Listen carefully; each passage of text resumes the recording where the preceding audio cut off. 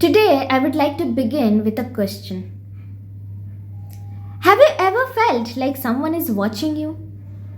Maybe at a shopping mall under those CCTV cameras, or when the blue scene tick appears on WhatsApp. Or perhaps you have binge watched Big Boss and wondered how people survive knowing their every move is being monitored. What if I told you that all of this ties back to an idea from the 18th century, which is called the Panopticon? But let's pause for a moment and think about the bigger picture.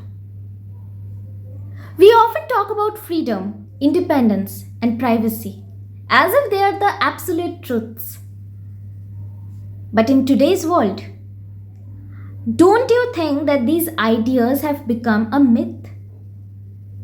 Whether it's through CCTV cameras, smartphones, or social media platforms, our actions are constantly being monitored and recorded.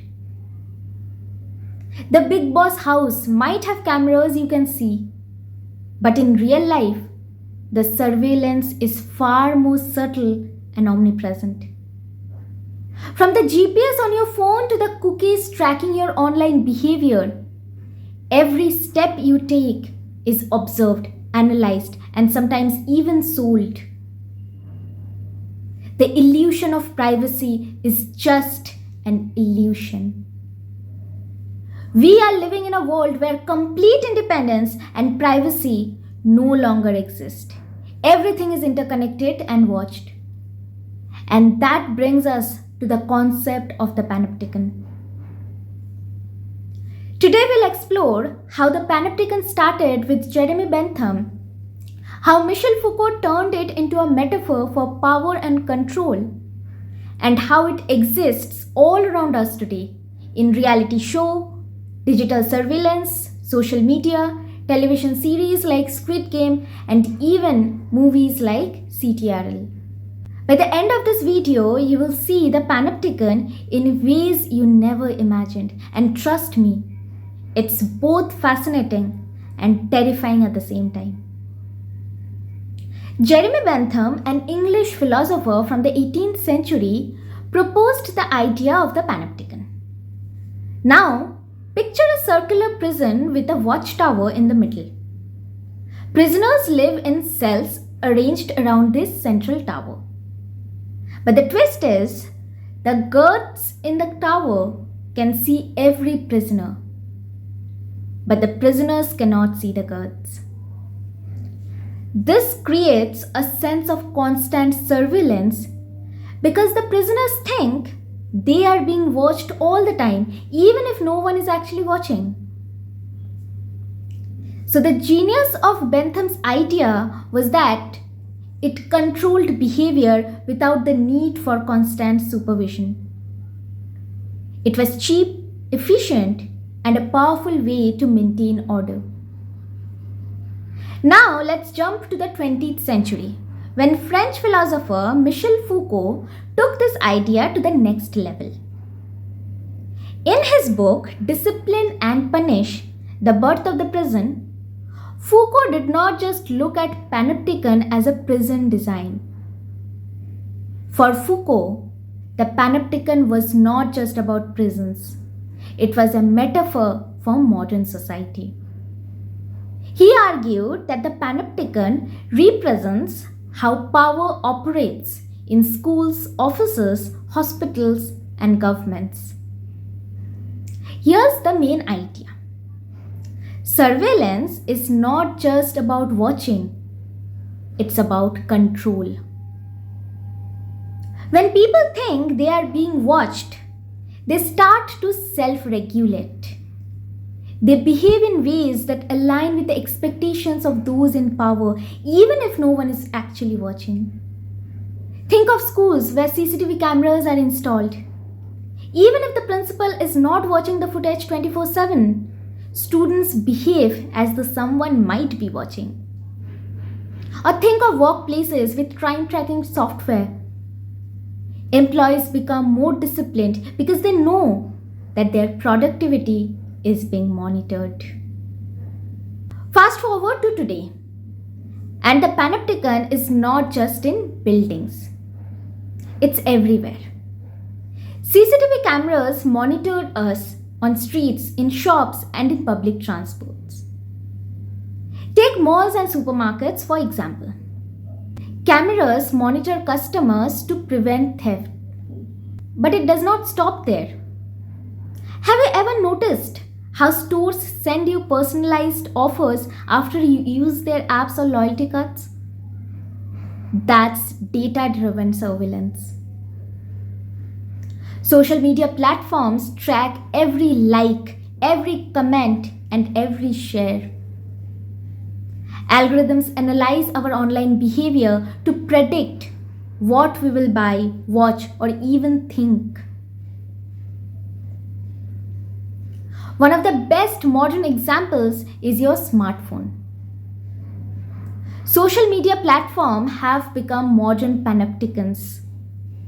On apps like Instagram or Facebook, users curate their profiles to present their best version of themselves, knowing they are under constant surveillance. Not by an authority, but by peers, by followers, and even by algorithms. People self-regulate what they post or share to avoid judgment, criticism, or negative feedback. And this self-censorship reflects the same internalized control described by Michel Foucault. And if you think this is limited to ordinary people, think about celebrities like cricketers or movie stars. Their lives are under 24/7 surveillance, not just by cameras, but by the media, by the fans, by social media platforms. A cricketer stepping out for a casual dinner can become front page news, and their smallest actions are scrutinized, judged, and even misinterpreted. For example, Virat Kohli recently had a heated moment at Melbourne airport when he noticed journalists filming his family without permission. He expressed his need for privacy, saying, "With my kids, I need some privacy. You can't film without asking me." These incidents show how public figures have little control over their personal lives. Their every move is watched, and their privacy is often overlooked. Take Instagram's algorithm as an example. It prioritizes posts that match societal norms or trends, indirectly shaping user behavior. You might post a filtered selfie because you know you will get more likes, even though the filter distorts your reality. Apps like Facebook, Instagram, and even Google collect data on you constantly.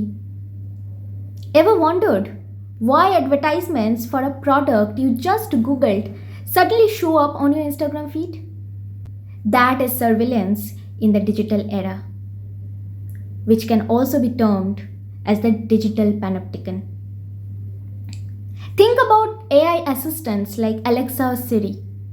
They're always listening, waiting for a command. But is not that surveillance too?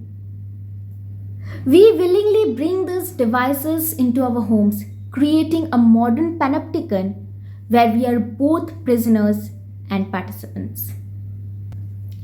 Now let's turn into something we all use daily: WhatsApp. This app assures us that our chats are end-to-end encrypted. This means only you and the person you are chatting with can see the messages. This sounds secure, right? But here's the twist: Meta AI. This raises a critical question. If our chats are truly end-to-end encrypted, how does Meta AI function within WhatsApp? For example, Meta AI can provide contextual responses, analyze emojis, or assist with tasks directly in chats. But doesn't that require some form of data access? It's a puzzling contradiction. On one hand, we are told our conversations are private. On the other hand, AI seems to be walking behind the scenes, analyzing our inputs. This is not just about WhatsApp. It's about how companies create a sense of security while quietly embedding surveillance systems. The Panopticon is not just physical anymore. It's embedded in the platforms we use every day. And even when we think we are private, we might still be part of a system that is always watching, collecting, and analyzing our actions. The Panopticon does not require cameras or technology to function. Social norm and societal expectations act as invisible towers of observation. For example, we wear formal attire at workplaces, even if no one explicitly asks us to. People often smile and appear cheerful in public even when they feel the opposite, because they want to meet societal expectations of politeness and approachability. Surveillance is not always about cameras or technology. It is often about the invisible gaze. Think about this. At home, you might wear a torn or dirty shirt because no one cares. You are in your private space, free from judgment. But the moment you step outside, everything changes. You would not wear that same torn shirt in public, even though there is no written rule against it. But why? Because you feel the presence of others watching. They can be neighbors, strangers, anyone who might see you and form an opinion. Even subtle acts of self-regulation reveal the power of surveillance. Imagine you are extremely tired after a long day. If you are home, you would collapse on the couch, visibly exhausted, isn't it? But on the road, you walk upright with a confident expression, even if no one's around. But why? Because someone could be watching from a balcony, a window, or even just passing by. This invisible surveillance forces us to act a certain way, shaping how we present ourselves to the world. And it's a direct manifestation of Foucault's idea of self-regulation under constant observation, even when no one is physically watching. Now think of the reality show named Big Boss. Have you ever thought about how this show perfectly mirrors the idea of Panopticon? Imagine you are a contestant in the Big Boss house. From the very moment you step inside, you know one thing for sure. You are being watched. Every room, every corner, every conversation, and even the most private moments are under constant surveillance. Dozens of cameras are installed across the house, and nothing you can do can escape their watchful eyes. Sounds familiar? This is exactly what Jeremy Bentham's idea of the Panopticon is all about. Now let's step back and revisit the Panopticon. Jeremy Bentham designed it as a circular prison with a central tower. Prisoners in the cells around the perimeter could never tell if they were being watched from the tower, but the mere possibility of being observed was enough to make them regulate their behavior. They didn't need a guard watching 24/7. The fear of surveillance was enough to control them. This concept of self-regulation under observation is what Foucault picked up and extended into the modern world, calling it is a method of societal control. Now come back to Big Boss. The contestants know they are being watched not only by the cameras but by millions of viewers across the country.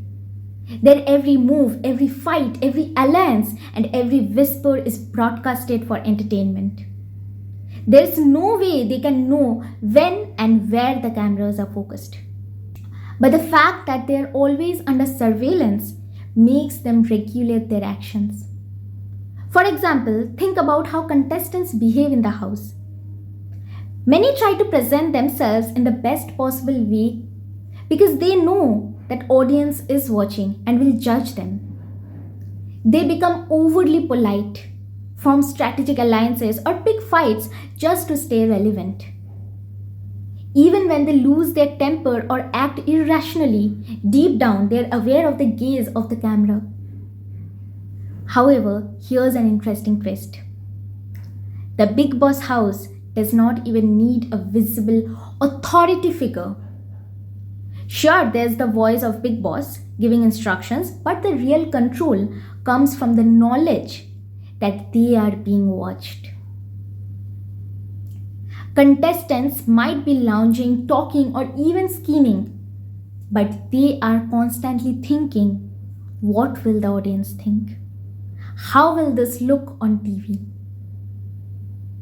And what about us, the viewers?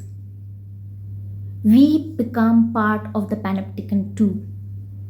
We are like the guards in Jeremy Bentham's tower, observing and judging the contestants. But here is the irony. While they are under surveillance, they are also performing for us. The contestants become both the prisoners and the entertainers, trying to survive the game while ensuring they win our approval. Now let's connect this to real life. Does not this mirror how we act in public? Think about social media, for example. When you post a picture or update your status, you are like a contestant in Big Boss, sharing moments of your life with the world. You curate your content, choosing your best angles and words because you know people are judging, people are watching. This constant surveillance, even if invisible, influences how we behave online and offline. Another layer to this is the psychological pressure.